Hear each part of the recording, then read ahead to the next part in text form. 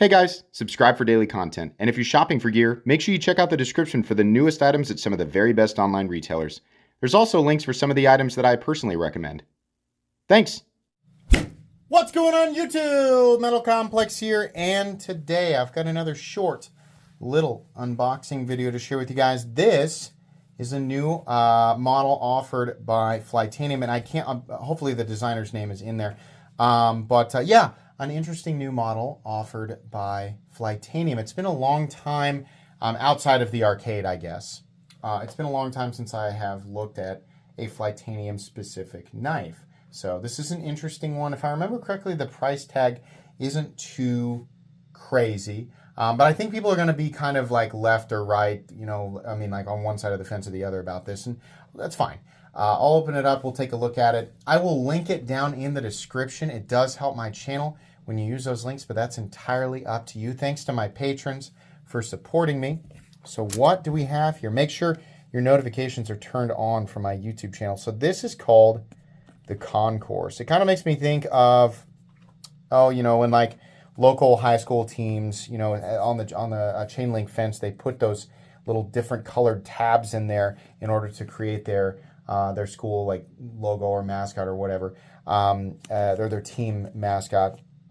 That's kind of neat.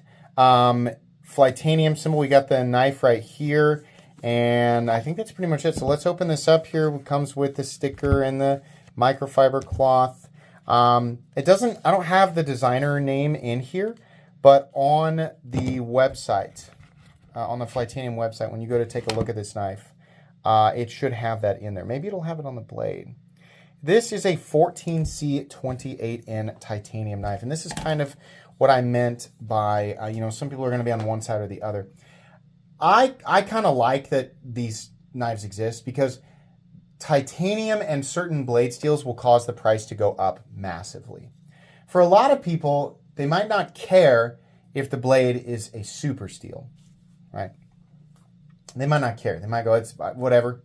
I'm just going to use it. I'm not going to use it in a way where like that's going to make a meaningful impact on my day-to-day. So something like 14C28N, which is a very, very good budget steel. Typically, this is a steel that, you know, when it's combined with materials like G10 or micarta or injection mold plastic, whatever, it's sub 75, oftentimes sub 50.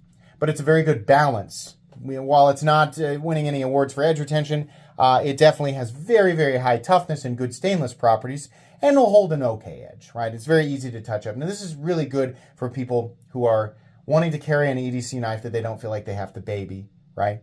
Or, you know, a steel that they feel like they can practice on or sharpen up without having to worry too much about it being too difficult, right? So there's plenty of reasons there to combine this steel with titanium in order to reduce the price tag versus what we typically see combined with titanium.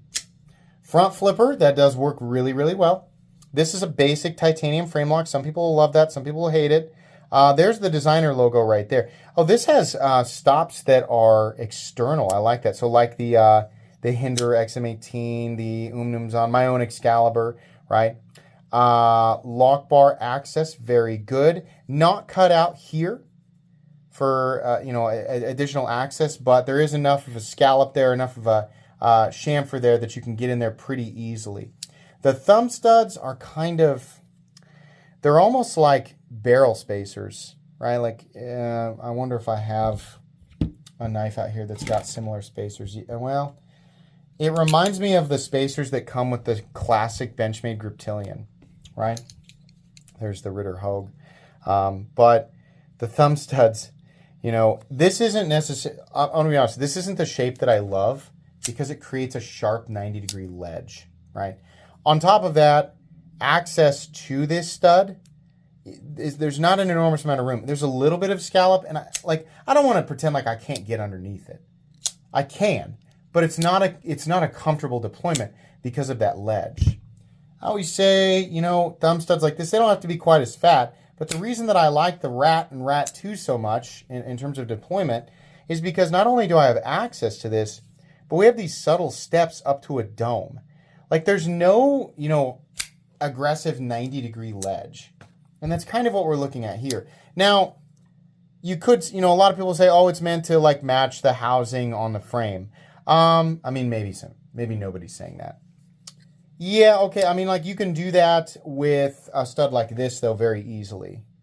And have the contact point be like this flat area, and then everything here is just designed to interact with your thumb in a way that's comfortable. We do have mounting positions for both right and left-handed people. So this, to clarify, front flipper works great. You can still deploy it, like I would say, in a way that's not the most uncomfortable thing in the whole world. It's just after a few flicks, like you're going to start to notice it on your finger, right? You can also sort of, I don't know if pinch opening is, I think that's actually less comfortable, right? So it's really just the thumb studs in terms of deployment and access to them that I think probably could be improved. Ergonomically, this feels really, really good. We have jimping, functional jimping that extends out to a useful spot, complementing the index finger position well. The pocket clip is not a hot spot. It's very comfortable. You have a nice sheep's foot blade, and then your cutting edge is nice and thin with a good even bevel all the way down. There's your plunge grind. I think that looks pretty good right there. Yeah, as far as the ergonomic and the ergonomic profile and the utility of the blade and everything, it's all definitely there. This, I believe, and maybe I'm mistaken, this is not a review, it's just the first impressions. I think these are manufactured in China. Periodically, Flytanium products will be manufactured in Taiwan. I think, maybe it's specific to the arcade. Maybe there's a couple other models, but like Demco, for example, I don't think it makes any Chinese. I don't think. Maybe he does make Chinese, but I'm not sure. Collaborates with people who use Chinese OEMs. The arcade is manufactured in Taiwan, whereas many other Flytanium products are manufactured in China. And people have different thoughts about that, and that's fine. This runs on bearings, and it looks like we've got a full titanium backspacer, like I said, ambidextrous mounting positions for the pocket clip. Flytanium logo on one side, designer logo on the other. Action's good. It's not like, absolutely falls shut, but plenty smooth. No blade play up, down, left, or right. And we have good centering here. Yeah, we do. Let's weigh it real quick. Weight on this knife is coming in, well, that's fluid ounces. Sorry. Weight on this knife is coming in at 3.1 ounces, and that does not surprise me at all. The overall length of this guy is coming in at 7 1/8, with a blade length of 3 1/8 and a cutting edge of 3 inches. So really good balance of weight and blade length. Your actual balance is I'd say quite a ways back from the pivot. It's about 3/4 of an inch, but at 3 ounces, that hardly matters. Hardware appears to be T8 across the board. In fact, that might actually be a T10. Let's take a look real quick. T10 right here. So your pivot is, nope, I'm just hallucinating. It's still gonna be a T8. Let's take a look here. Is this the T? No, that's the T7. T8 is actually installed in the deal there. Yeah, so that's T8. So you have T8 across the board, what it looks like there. I don't know why that looked like it was going to be a T10, but anyways, pretty cool. I'll carry and use this, and I'll give you guys my final thoughts. Those thumb studs are a little sharp. That's kind of the takeaway there. But outside of that, otherwise, I think it's fine. Please make sure to follow me on Instagram at metal_complex if you enjoyed this video. Leave a like. If you'd like to check out my other content, I do, of course, have lots of videos of knives that are either expensive or inexpensive that I do or don't like, so check those out. And if you enjoy all my content, go ahead and click on the Metal Complex logo right there and subscribe because there's definitely more coming. Thanks again for watching, everybody, and have a great day.